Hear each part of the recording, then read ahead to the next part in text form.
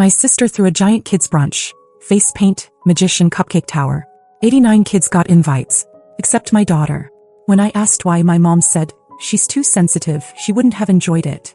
I just nodded. I did this instead. 3 weeks later, the party photos disappeared, and so did her business license. 89 kids. That's how many children Claire invited to her daughter's ridiculous brunch party. It had a face painter, a magician, a petting zoo, a balloon arch that stretched across the entire backyard, and a cupcake tower taller than most of the kids there. It looked like a high-end wedding reception for toddlers. And not a single detail was missed on social media. She made sure of that. But what she didn't post, what she didn't say anywhere, was who wasn't invited. My daughter. Lily is 9. Quiet, gentle, brilliant in her own way. She's not the loudest in the room, and she's definitely not the kind of kid who demands attention. Maybe that's why they never liked her. Claire's kids, by comparison, are walking sound effects. Always screaming, always breaking something, always being rewarded for it. I've spent years watching my daughter get passed over, get ignored, get told to go play outside, while the rest of the kids opened gifts or had cake. I let it go too many times. But this was different. I didn't find out from Claire, or my mom. I found out from another mom at school who asked if Lily was excited about the big party this weekend. I said I hadn't heard about it. She looked confused, awkward, like she just realized she stepped into something. That's when I knew. I called my mother. Asked if she knew about it. She said yes, like it was obvious.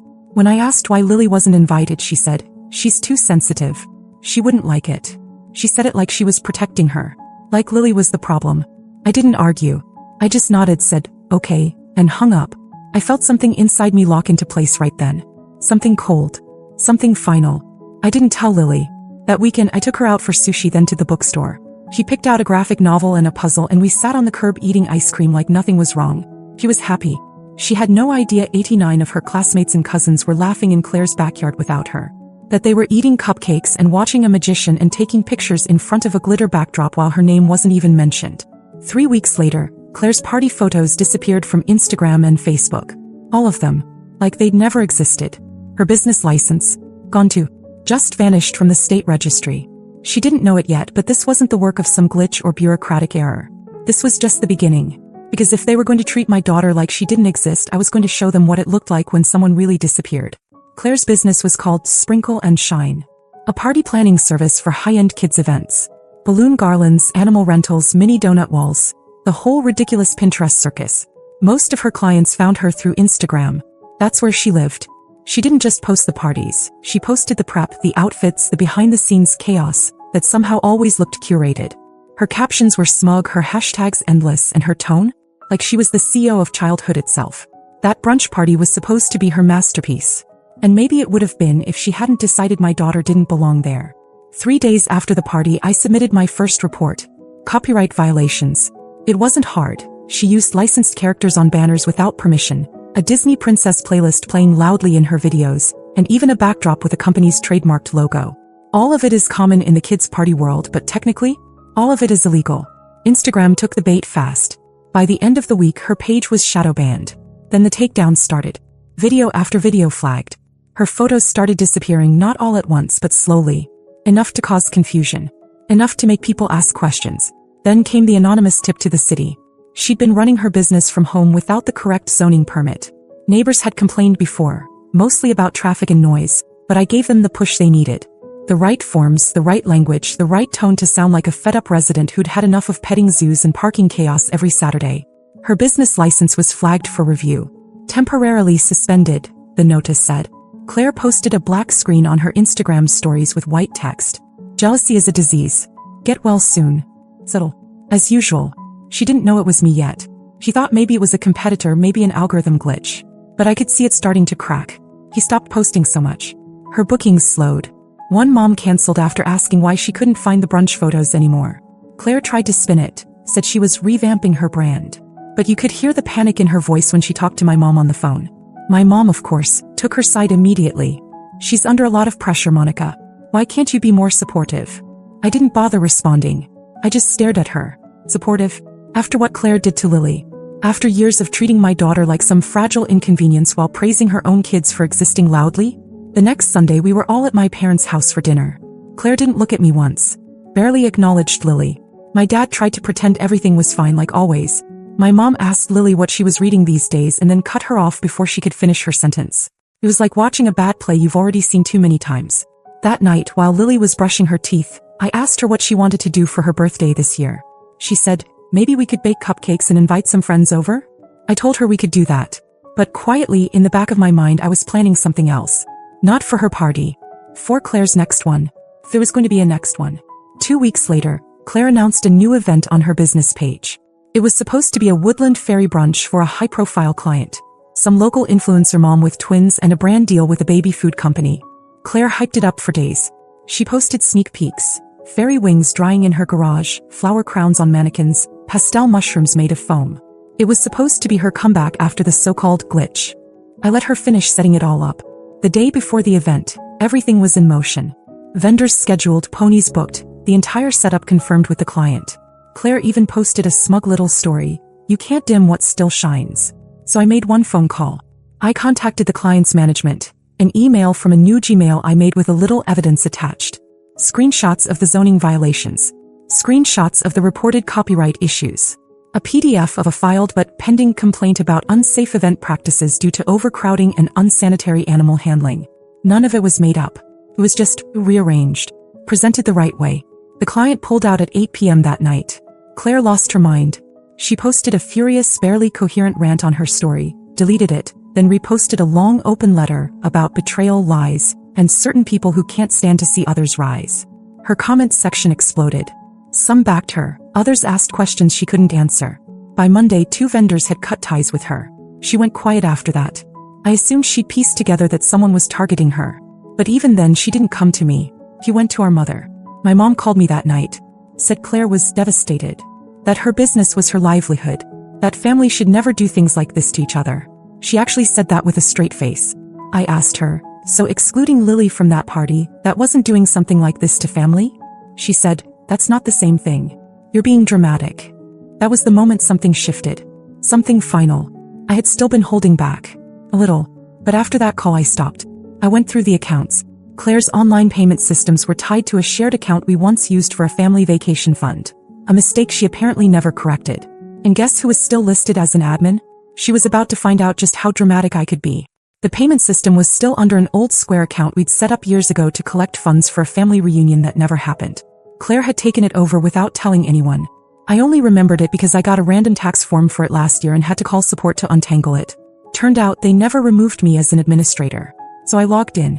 First I just looked. Bookings, transactions, client names, notes. Some of them were big, $2,000 deposits, full prepayments for themed packages. Claire had a wait list stretching into fall. She was hanging on by threads. Then I saw something else. Refund requests. A few parents asking about their money back after abrupt cancellations. It wasn't many, but it gave me an idea. I issued one refund. Just one. A large one from a high-profile mom I recognized from local news. I sent a polite email under the name Admin Team, apologizing for the scheduling conflict and promising a full refund would be processed within 3 to 5 days. Claire got the alert instantly, I'm sure. She must have thought it was a glitch. But when she tried to reverse it, she couldn't. I'd locked her out. Changed the admin email, updated security questions. I waited until she started losing it on social. Her stories were a mix of crying selfies and vague threats. Then she showed up. At my door. Unannounced. She didn't even knock, just pounded like she was trying to break through it. Lily was upstairs, thank God.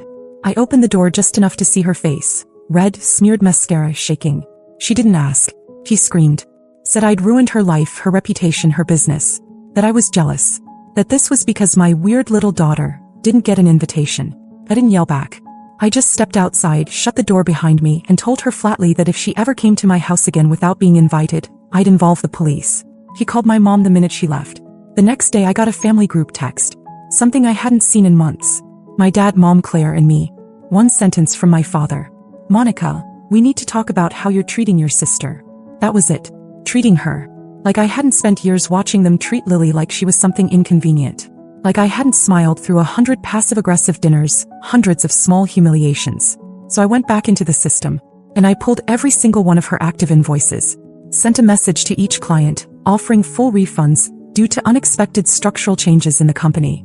I attached a formal-looking PDF about temporary business closure pending review, added a few links to recent policy changes for home-based businesses in our area, and clicked send. That afternoon, Claire posted something that finally surprised me. A photo of Lily. From years ago. She'd screenshotted a photo I'd posted when Lily was 5, dressed as a fox for Halloween. Claire captioned it, "This child has destroyed my entire life." That post stayed up for 2 hours. Then someone reported her account. It was taken down. Not by me. That part was unexpected. The photo of Lily stayed up for just under 2 hours. Claire had posted it in a blind rage. An old picture she pulled from my social feed, back when Lily was 5 and dressed as a fox for Halloween. Under it she wrote, "This child has destroyed my entire life." I stared at it for a minute, not because I was shocked by what she said, but because I finally saw her clearly.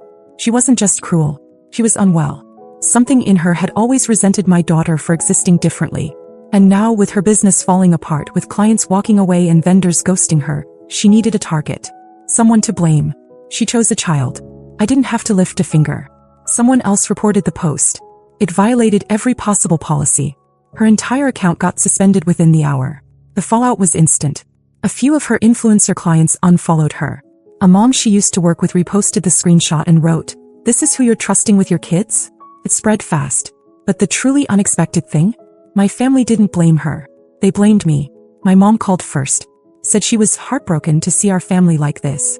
That I had pushed Claire to the edge. That I should have handled it privately if I had issues with how things were run. I asked her if she saw the post. She hesitated, then said she didn't mean it the way it sounded. Right. So it's okay to publicly vilify a child now as long as you don't mean it. Then came the group text. My dad, Claire, my mom, all of them asking me to make things right. There was no apology. No acknowledgement that Lily had been wronged. Just pressure. Expectations. My dad actually had the nerve to say, "At the end of the day, she's still your sister." That line did something to me. For years, I tolerated everything for the sake of that sentence. She's your sister. They're your parents. It's family. I let it excuse every dig, every slight, every silent dinner where Lily was left out, and I had to pretend it was normal. So I stopped pretending. I went back through the family trust paperwork. Years ago, our grandmother had set up a modest fund in a joint account for whoever took care of her. Claire didn't visit her once in the final year. I did, every weekend. Grocery runs, medications, company. Claire didn't even show up at the funeral. But somehow her name was still attached to the account, quietly draining it to pay bounce fees and refund charges for her collapsing business. I visited the bank in person. Brought the will. The manager checked everything and nodded. Legally, the funds were mine. I transferred them out. Froze the account. Claire wouldn't see a cent more. The fallout was immediate. She tried to call me 14 times in one night. Left voicemails. Sobbing, screaming, begging. Then she escalated. Called my workplace pretending to be a concerned client. Claimed I was emotionally unstable and harassing her children. I work in accounting. My boss isn't easily rattled. She forwarded the message to HR just in case and then sent me a screenshot with a one-line note. "I'm assuming this is your sister." Then came the final blow. One of Claire's biggest clients, someone with serious pull in the local event scene, emailed her a termination notice and CC'd her vendors. It was brutal and professional. They cited reputational concerns and a pattern of erratic behavior. One paragraph stood out. "We cannot work with a provider who publicly targets a minor over personal disputes." That wasn't from me either. Claire went silent after that. No posts. No calls. No rage texting group threads. Nothing. My mom tried once more, called to say Claire was not herself lately, and asked if I would consider helping her get back on her feet financially. I said no. Not gently. Not vaguely. Just no. My mom sighed and said, "So you're going to turn your back on your own sister?" I said, "She turned her back on Lily first. I'm just finally facing the right direction." And that was the last time I answered any of their calls. For 2 weeks it was dead quiet. No texts, no calls, no new posts. Claire's online presence went dark. Her Instagram was wiped, the Facebook page for Sprinkle and Shine was deleted, and her name stopped appearing in the usual party planner forums and mom groups. At first I thought she'd finally gotten the message. But silence never meant surrender with Claire. I was working late one night, Lily asleep upstairs, when I got an email from an address I didn't recognize. No subject line. No body text. Just a single attachment. A photo. It was a picture of Lily at school. Taken from across the street. Grainy like it was snapped through a car window. My chest tightened. My first thought wasn't Claire. It was worse. Some stranger, some threat I didn't understand. I called the school. They checked the cameras. No suspicious activity. Nothing stood out. But the timing? Too specific. I reported the email, contacted the local police, and installed cameras around my house that same night. The officer who took my report said it might be a scare tactic. Someone trying to rattle me. I didn't mention Claire. Not then. I needed to be sure. The cameras caught nothing in the first few days. Until the third night. That's when I saw her. 2:11 a.m. Claire standing across the street in the dark, staring at my house. She didn't move. Didn't come closer. Just stood there for almost 7 minutes, then turned and walked away. I saved the footage. Didn't send it to my mom. Didn't call my dad. I called a lawyer. Explained everything. The harassment, the threats, the financial fraud, the stalking. I'd been documenting everything quietly just in case. Now I needed it all. The lawyer said something I hadn't expected. Are you aware your sister took out a business loan 6 months ago with your name as a co-signer? I wasn't. Apparently, Claire had used the family account info, old tax records, enough identifying details to pass a basic check. The loan wasn't huge, but it was in collections now. Defaulted. Attached to my credit. That's when it became clear. This hadn't just been personal. It had been calculated. And she wasn't done. 3 days later, my boss received a manila envelope with no return address. Inside, printouts of my bank statements, scribbled notes in pen, and a USB drive. She turned it over to security without opening it. HR called me. I was mortified. But they knew the story already. I told them weeks ago. They were on my side. So it was a warning. Claire wanted to burn every bridge I had left. So I made one final move. I filed a civil suit. For fraud. For defamation. For unauthorized use of personal information. I had the emails, the screenshots, the business records, the footage. It wasn't about the money anymore. It was about stopping her before she did something worse. The suit was filed on a Friday. She was served on a Tuesday. She didn't show up to the first hearing. But someone else did. A man. Early 40s. I'd never seen him before. He introduced himself after the session. Said his daughter had gone to one of Claire's parties last year. Then he paused. I think she might have done something to us too, he said. But we were too embarrassed to say anything. He pulled out his phone. Showed me an invoice, twice what Claire usually charged. Then another photo. The same fox costume Lily wore. But it wasn't Lily in the picture. It was another little girl in a different city at a party Claire threw 5 months ago. A prop maybe. Maybe more. Something much deeper was hiding in the ashes. And now I wasn't the only one looking.